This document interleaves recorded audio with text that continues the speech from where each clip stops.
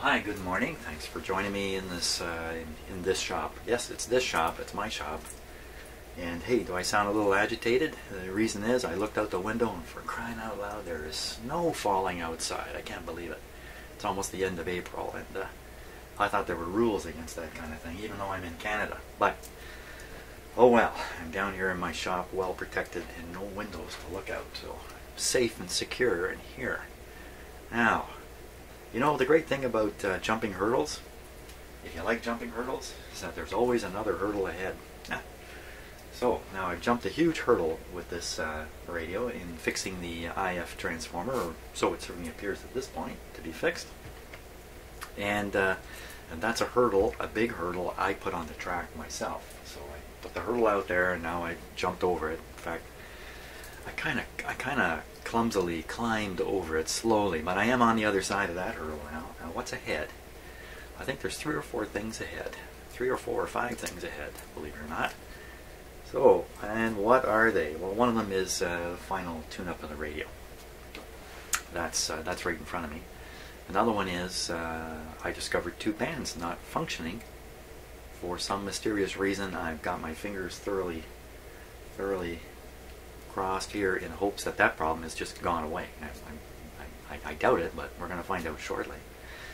Part of the tune-up process is tuning up all these buttons and setting them to some kind of sensible setting in today's world. In other words, each of these buttons has got to aim for some AM radio station. Look, there's a lot of them here, right? Wow. There aren't that many AM radio stations to receive, frankly. Wow. At the biggest one, that's, well, maybe the figuring out the dead bands might be a big problem in itself. But aside from that, the biggest problem on this radio for me to deal with now is replacing the string on it, which is definitely on wrong and definitely on backwards. So, but the very first thing I think I want to do is turn this radio on, operate it, check each band, just check the whole thing out and see if it isn't working or if it's working really well, you know, that kind of thing. So, sort of get an overview now of the situation with the radio before I do much more with it. So I should have had it on all this time, actually, so it was warming up. That's okay. Just double check a couple things here. We'll switch it on. You know what I really need in this radio? I need the antenna.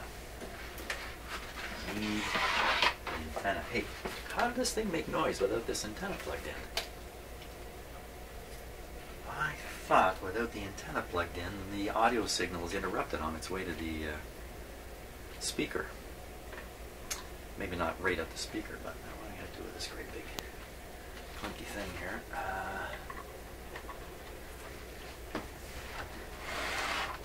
Should have done this before I turned on the video, but here I am now.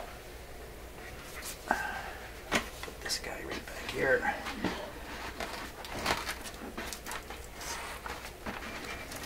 Somewhat inconvenient spot, but the wires are only so long on it. And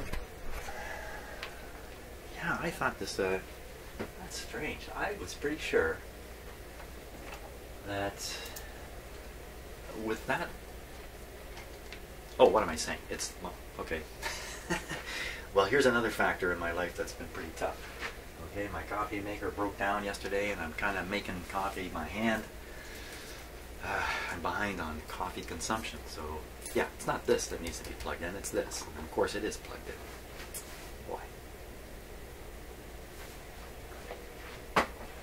Now, I won't hook up any instruments just yet, but I think I'll turn on my signal generator. I think it's a reasonable expectation that it will be needed.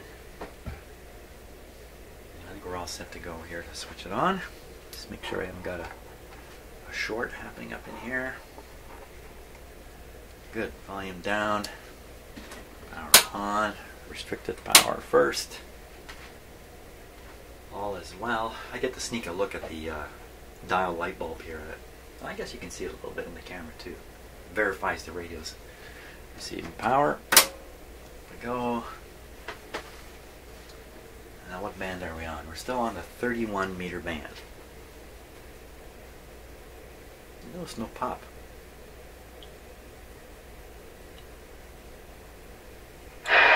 Wow. Wow. Is this radio working or what? Holy smokes, I'm barely moving up the volume control here.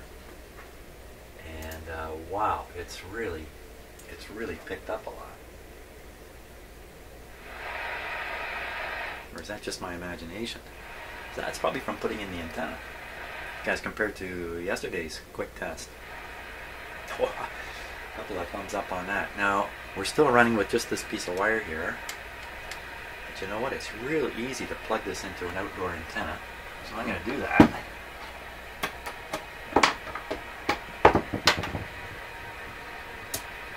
What's a little harder is knowing I've got the some switches set right to make sure the antenna is actually connected to the radio. But let's tune around. So I'm hoping to hear any variation as I do this. So there's something there. Turn it up a bit. Okay, so there is some radio action for sure. Whether that's really the 31 meter band or not, I'm sure it is, but whether those tuning moments are coming externally or actually from something here in my shop or in the radio itself, I don't know for sure.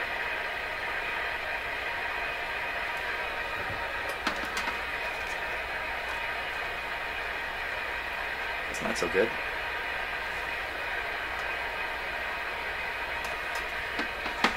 A couple indications the antenna's not really doing much. Okay. But not to reach too many conclusions too quick. Let's go down to band A. It's the AM radio band. This is definitely dependent on this antenna here. Ooh, that's good. I like that. That's the kind of noises you hear.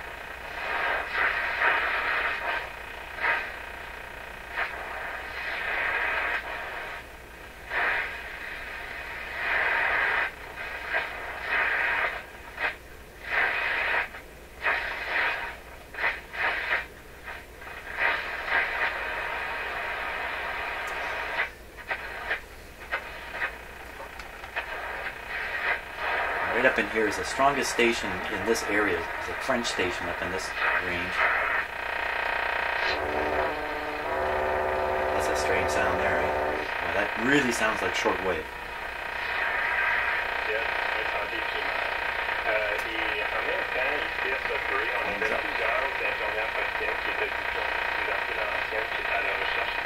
Excellent. Okay, so we know generally the radio is working, and it's actually gotten pretty hot, and it seems to be pretty sensitive. You know what? I wonder if that IF wasn't in trouble the whole time, and somehow it was succeeding and limping through until I finished it off. And now, because I've repaired it, now it's back to its full working state. You know, hey, that's a great story. I think I'll stick with that one. That's a great story. Okay, so that's an AM band. The next shortwave band, band B, is what was it? It was like 1.5, or top of the AM band all the way up to 5 or something like that, 5 megahertz. Once again, this is really not the right time at all to be doing this, but let's go through it. So it's definitely receiving, you know, something. I don't think we're going to hear any radio stations down here.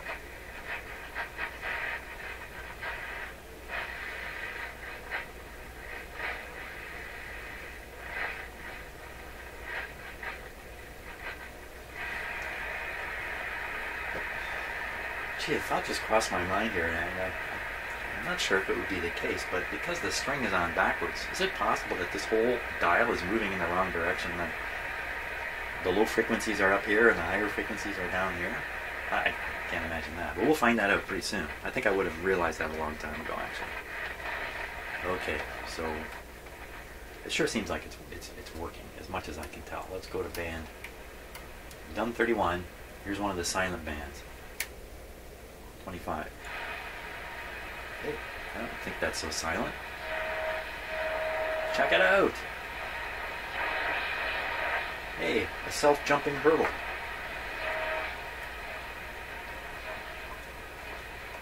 There's a chance we might pick something up here. Let's see if what's going on here. I don't seem to be doing so well with the antenna. Oh, I can hear it. I can hear it. Listen carefully. Let me plug it in my outdoor antenna again. There we are.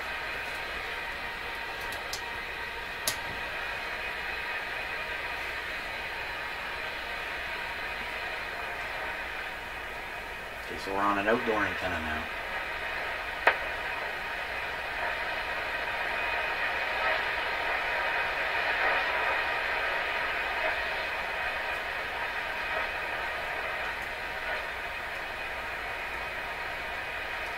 Okay, let's go up to the next band.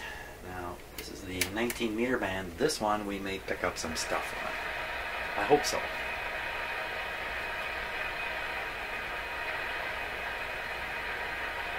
Uh-oh, what's happening there? Slippy string. There we are.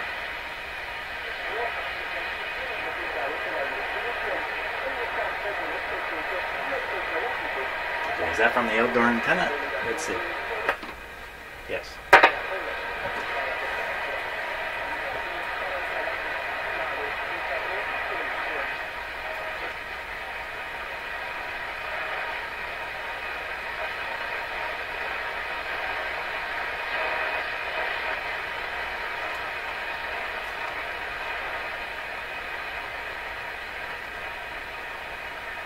Okay, not bad.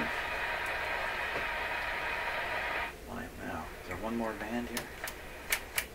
Yes. Okay, now this is a different band. The last ones were band spread bands, great for tuning in broadcast. This one has a lot more frequency and range in it, from 13 megahertz up to 16 megahertz, I believe. Something like that anyway. If I don't have it right, it doesn't matter. It's just covering a lot more of the shortwave spectrum here. Let's see what we get.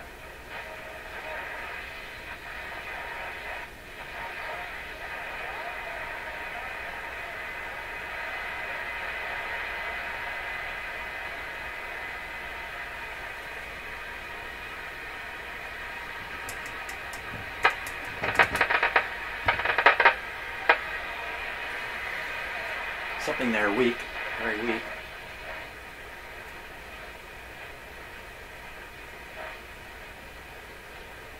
The string is slipping a lot on the dial.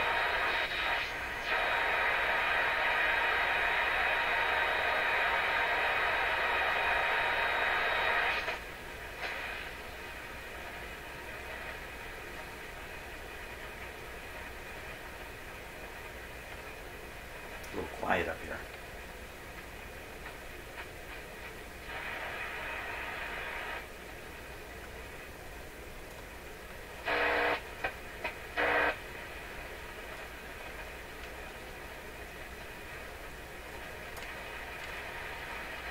Well, okay, so we scanned our way through every band on this radio. Somehow the two dead bands have come to life. I think the fact is they were never dead. I think they're a little weaker than the other bands, and that weakness just couldn't overcome the problems in the IF can that I eventually repaired. Whereas some of the other bands are producing enough internal signal to get enough through the problem with that IF transformer that we could hear a little bit on the other side. So now that's an interesting theory. If that's true, the weaker bands got knocked out when the IF transformer was half operating, then that's another indication that there were problems in that transformer maybe earlier on than I expected. In fact, I think I tested this whole radio. The whole thing seemed to work, more or less. Then the two bands disappeared. So somewhere between the initial test and the two bands disappearing, the IF got damaged. You know, it might have been from me twirling the top back when I did that.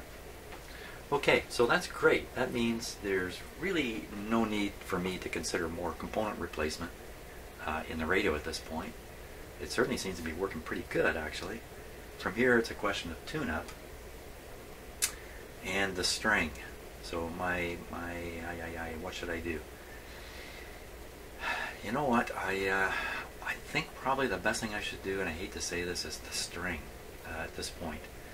The reason for doing the string now would be to ensure that the pointer is in its final position on the string and everything is kind of set in terms of the string, the dial, the pointer, all that stuff before doing the final tune-up, because part of the final tune-up involves adjusting the radio's electronic circuits or tuning circuits to make the pointer accurate. So if I go through all that, pointer's accurate, then I rip the string off, put a new string on, guess what? I mean, there's no way for me to make sure I put the pointer right on exactly the same place on a new piece of string. So I'll have to go through the alignment process again. So I think I'm talking myself into another string job. Okay, you know what? I've done them. I've succeeded. I can succeed with this one too. So I think I'm going to dismantle everything and get this radio in position so I can work on the string as best as possible. Oh boy. A string for the spring. Okay, so I got the radio positioned where I can work on the string really well. And well, I guess I don't need this pointer on here right now. I'll just bend it out of the way. Not until we go to do the final alignment. So next step is a pretty simple step of just removing the string. And before I do that, I'm sure well, maybe you can see this, but just as an example of things that can go wrong with a string, get this out of the way here.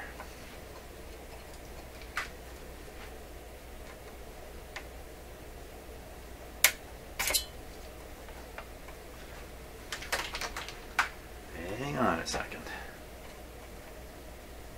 Oh, I keep getting the wrong kind of screwdriver here.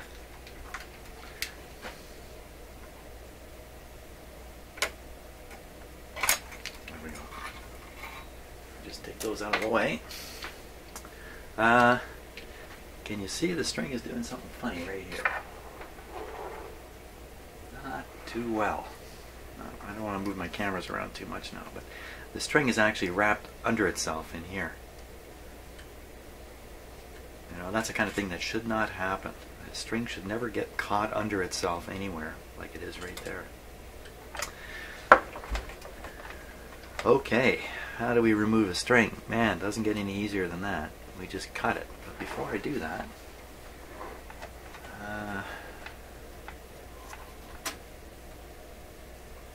let's see how it's put on the slider here. Let's take a little bit of a closer look. And I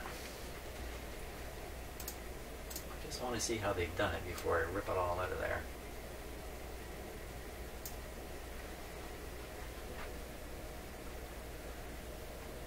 Sometimes these are clamped in, and other times they're not. They're just kind of wound or woven into the string here a bit. I shouldn't really worry about breaking the string, should I? But I don't think this one's. Yeah, see, look at that. Easy as can be. I just wanted to show you this, how easy it is to get one of these things out of here. There's no glue, no nothing holding it. There you are, pointer. And there we are, we're on camera. Sweet. Well, that was too bad. So I don't know if you could see. You probably could see it. So when we put it back on, can you put the string in and then put this on with the string already in? As long as there's enough slack in the string, it should not be holding onto the pointer like that either. You can just pop it back on like that. Okay, very good.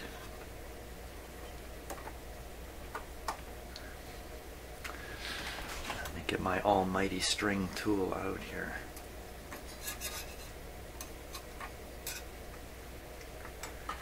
Another thing I want to be a little bit careful of, I was not being careful of it just now, and that is scratching up this front plate, which is nice and black right now. I don't want to scratch it with a tool. I was dragging this thing across it. Shame on me, but nothing happened, so that's okay. Just get everything up on the carousel here so I don't have to listen to things dragging around.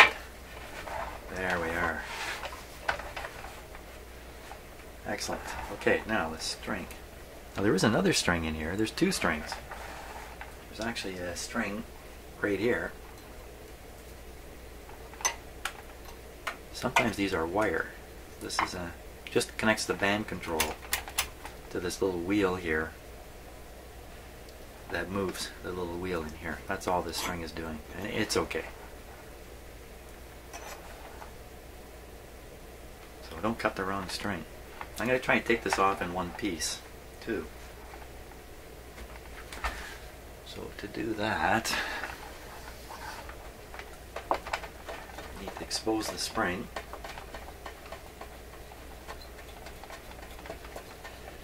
Down here.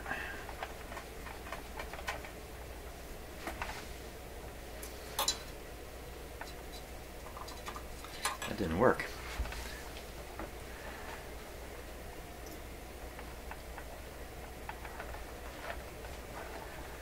So there's the spring up in there. So why don't I just cut the string and kind of yank it all out? Well, I could. I could do that.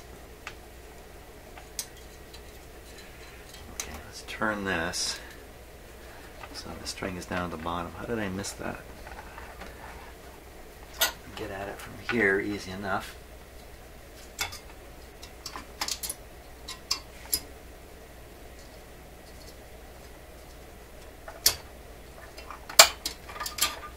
Okay, spring is off.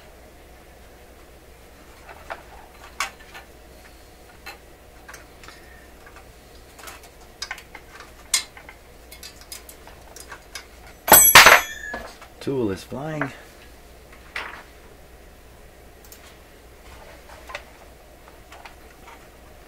I thought the whole thing would just kind of fall apart at that point, but what else is going on with this string here?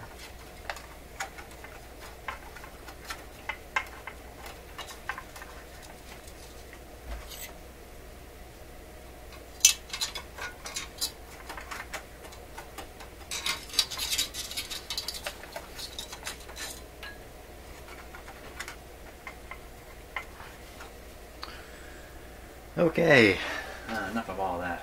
Let me just cut it. Hey, that's a good idea. Why didn't I think of that? Okay, well, just gonna sort of nip off the knot here.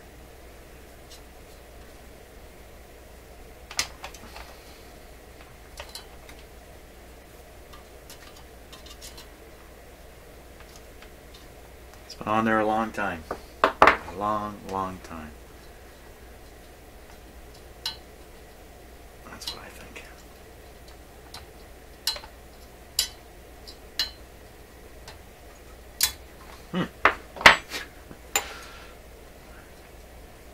Well, whoever did it tied a good knot.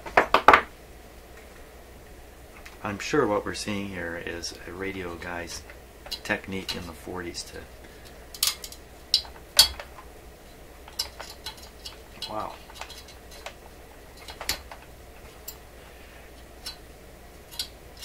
There we go.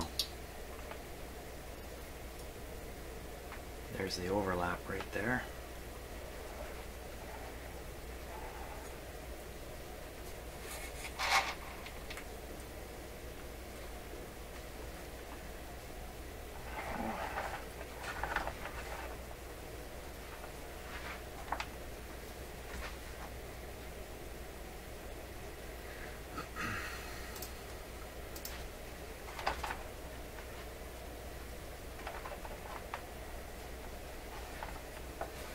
Now, there's really no reason why I couldn't have just chopped the string all up into little pieces and get it out of there that way. Really no reason, but...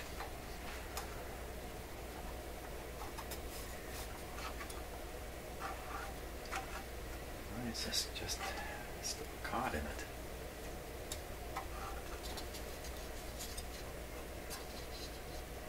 Oh. That's interesting. This appeared. That's probably the original dial string.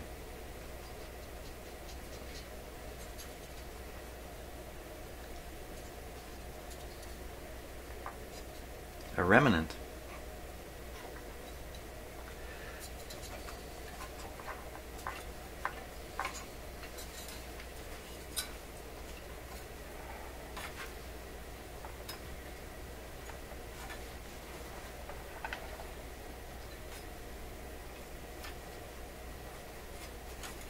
seep in here.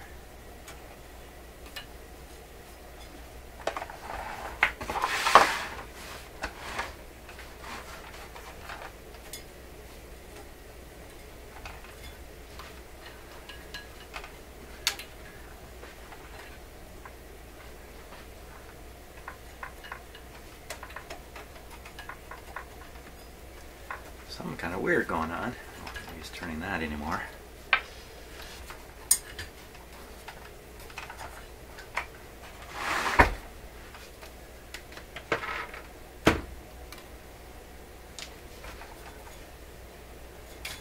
Boy, I thought this would take 2 seconds. I didn't think I was on my way to some kind of other weirdness.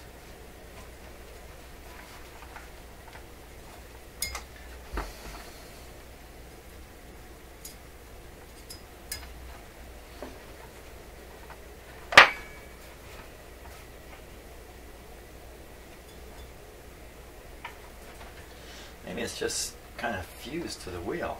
It seems to be like there's still 2 wraps going around the wheel here. That's kind of weird too.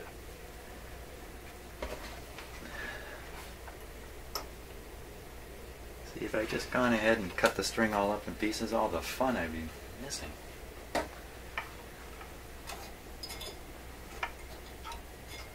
Yeah, that's what it is. The string is just, it's old enough here.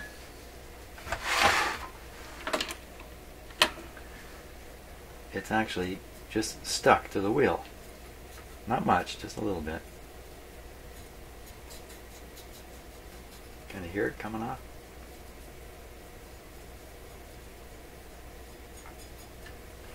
That's a lot of string. So I wonder if the guy, whoever did this, just did it wrong. Just did it wrong. And he didn't have a stringing guide, which is quite possible. He may have just reached a point of complete frustration. So one of the reasons for taking this off in one piece is to get a look at how long it is. Because I am always stunned by how long these strings are, in fact. So here's what we got off of it. Oh, sorry, wrong camera.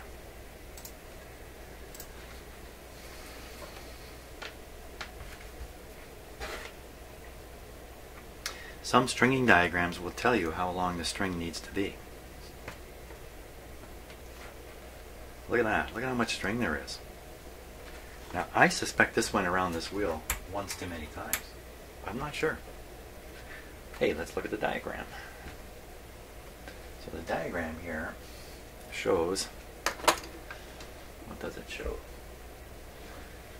From the spring, you come off the spring and right away up onto the upper pulley system, down just kind of around the edge, around here, then you come up only that far. The string never ever goes around like that. It never happens on this thing. So whoever did this, you know, bless their hearts, they were probably in tears when they got it done because they finally got the thing to work, but the knob turned the wrong way. And rather than just kind of undo what they did and then correct the problem down here, because you have it reverse on the wheel, you can have it reverse here and everything will move correctly. Instead of doing that, he probably said, I got other radios to fix. He left it. So, wow, that's a lot of string. Now, fortunately, got a whole spool of special non-stretch string intended for dials, but you can see the dimensional difference here. My string is quite thin. This stuff you might call cord. It's heavier. I don't think it'll make any difference in the end, though. This will work just fine. Now what about that little tail of string that was left in there? What's that all about? Why would somebody replace the string but not get rid of this little piece?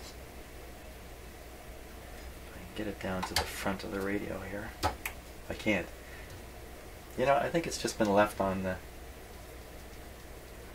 no, the hooking tabs. Hooking tabs, one's here, one's here. Oh, you know what? That's not the same as the diagram. Uh-oh. Uh-oh. Okay, so the diagram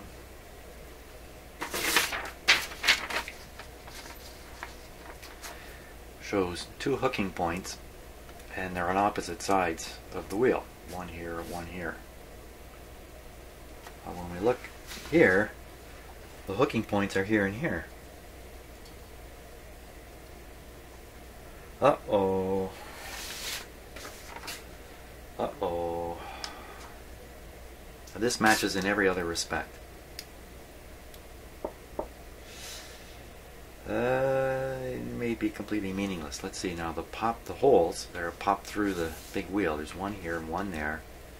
When they make these, they bend the tab down to leave a smooth surface for the string to ride up over. So there's hints in how these things are constructed and which way the string should go after it comes through the hole.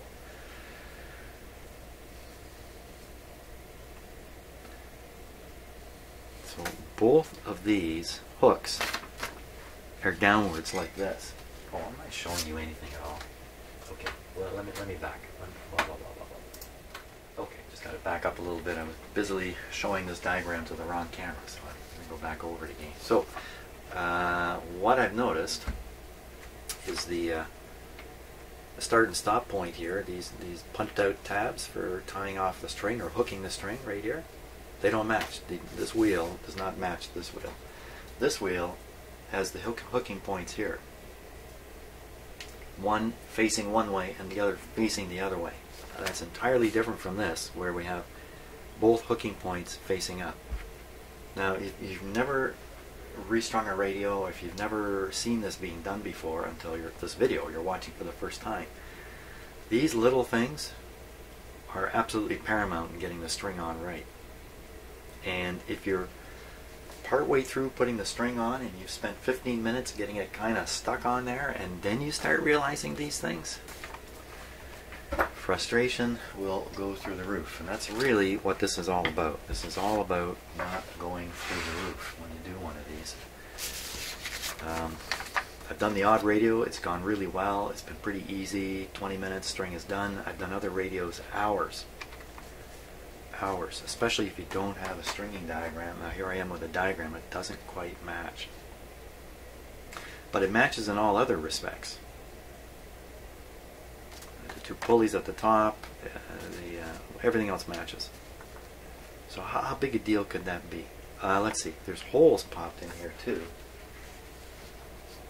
Holes popped in the wheel for the string to drop through.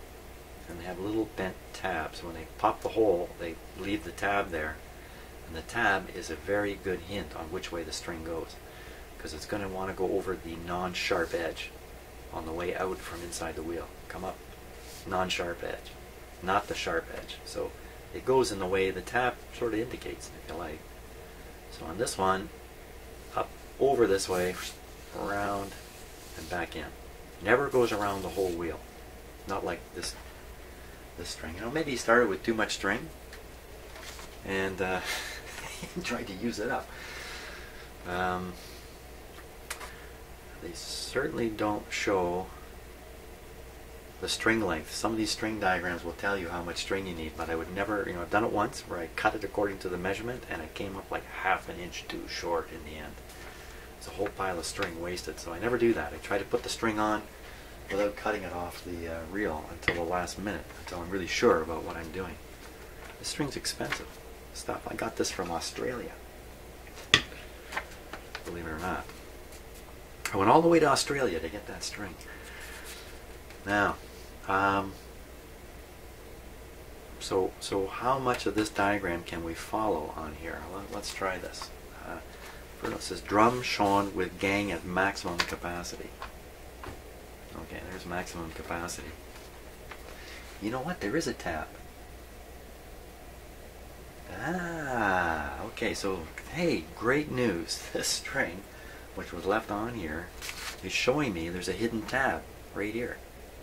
Just hidden by the have this dial thing. My pusher puller here, we'll get this off.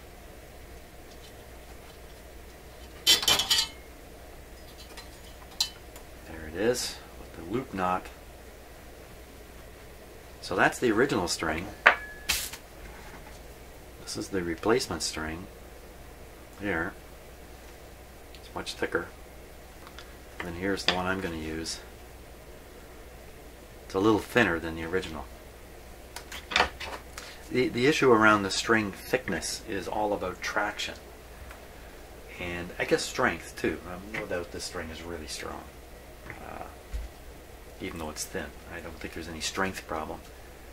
But traction can be an issue because the string can slip here on the what I call the bobbin back in here. The string rides on. It's important to get the right number of turns around the bobbin, and again, because I have the diagram, it tells me 3 turns. Let's see if we can actually see what they mean by 3 turns. So it comes in, they've drawn this very nicely. Around once, around twice, around 3 times and out. So 3 means 3. Doesn't mean 2.5 or 3.5. Great. Okay, so now I think the wheel does match.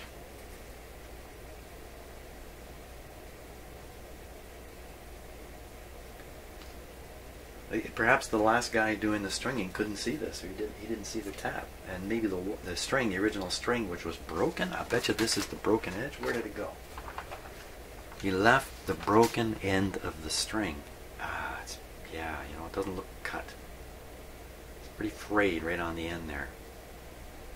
So I bet you he just left the end of the string. Look, they've wrapped the string around and then just used actually metal clips to make that loop. But you can just tie a knot and make a loop that way. Okay, I think we've milked this thing for all it's worth at this point. Now it's all about putting the string on.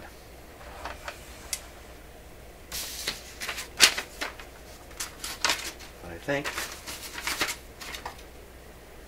that's going to be in the next video, because it's 10:30 in the morning. I gotta run. Hey, thanks for watching so far. Next time I'm in here, I'll be zen-like while I put the string onto the radio, whatever that means. See ya.